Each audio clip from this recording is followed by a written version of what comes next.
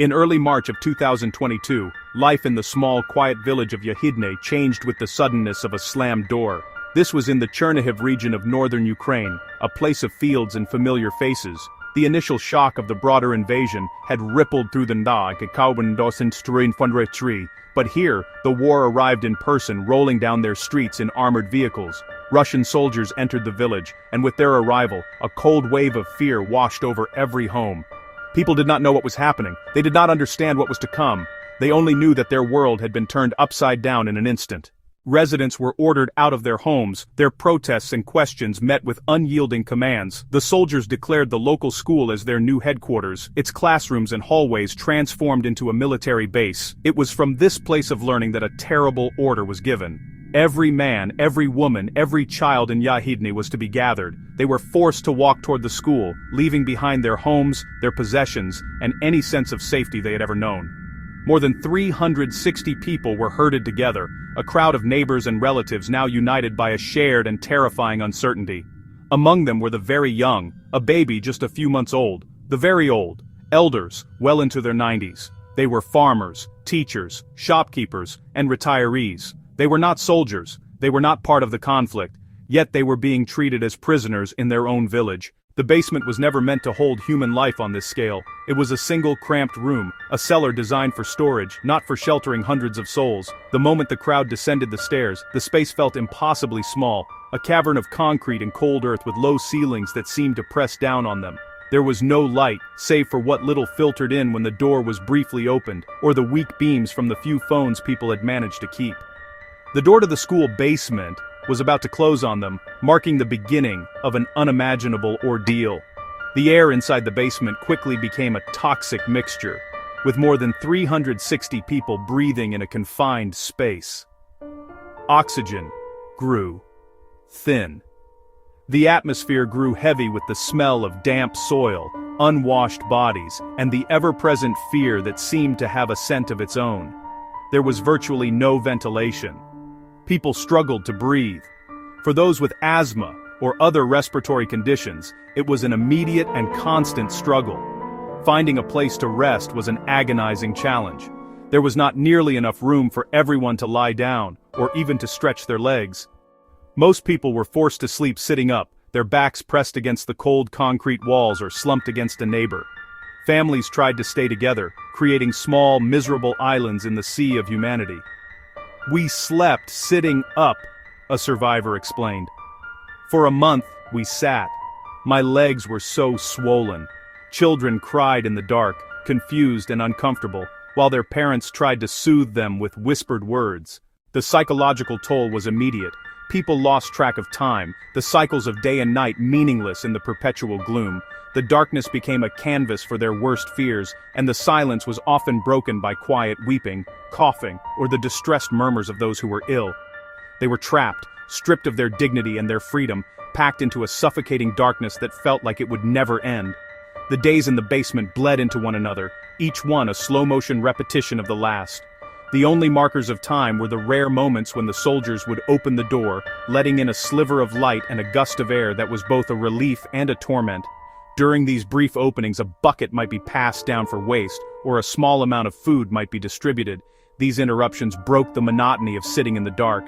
Living in such close quarters eroded every norm of social life.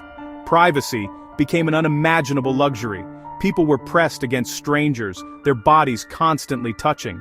There was no space to be alone with one's thoughts, no corner to retreat to for a moment of peace. Every cough, every sigh, every whispered conversation was public. This forced intimacy was a heavy burden, stripping away dignity.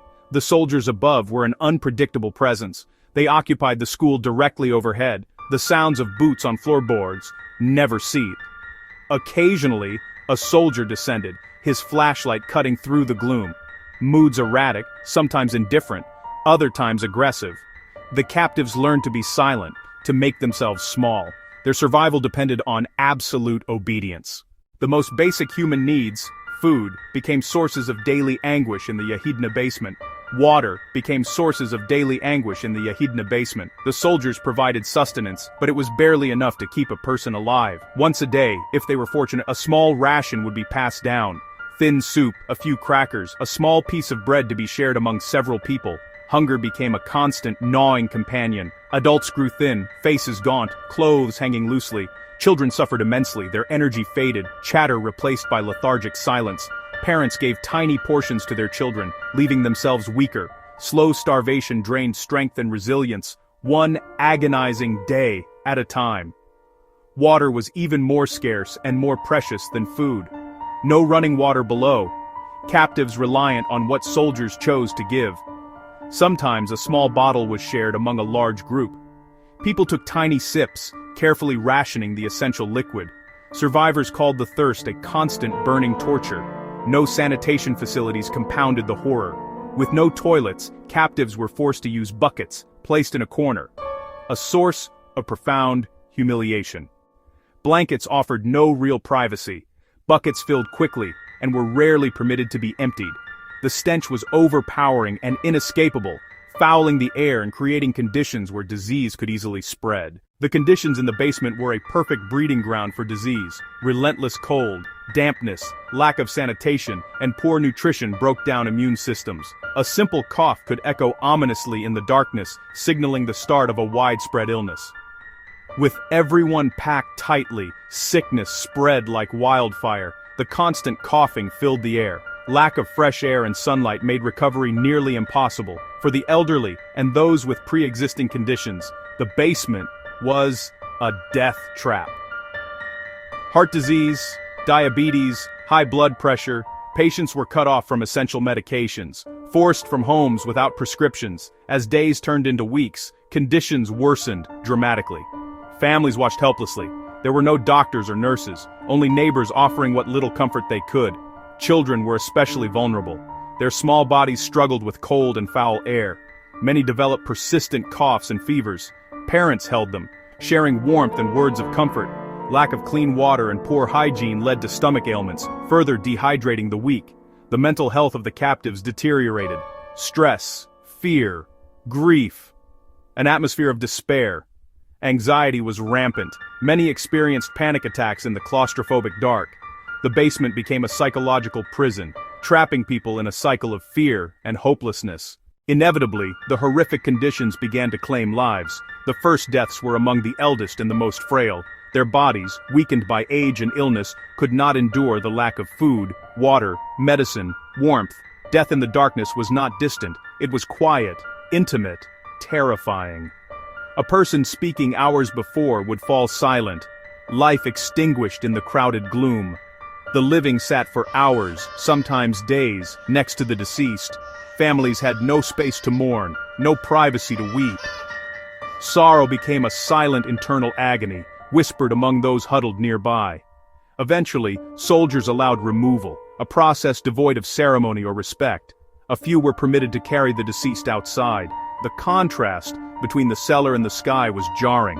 Bodies were taken to a nearby shed or laid out in the schoolyard, awaiting burial. At least 10 people died in the basement itself, deaths caused by the inhumane conditions. Each death sent waves of despair. They were individuals, not statistics. Valentina, a grandmother. Mikola, an elderly man who needed heart medication. While the people of Yahidne suffered in the basement, the war raged on outside, and directly above them, the school had become a functioning military headquarters. The captives were living beneath an active position, effectively human shields, muffled shouts, movement of equipment. The sounds of military life fueled anxiety.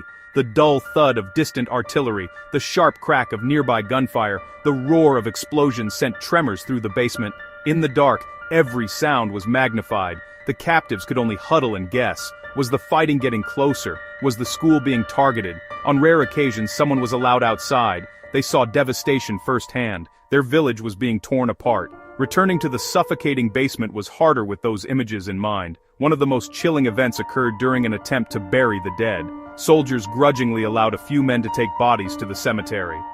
As mourners tried a hasty burial, they came under fire. It was unclear where the shots came from. Firing on a funeral was a final, brutal desecration.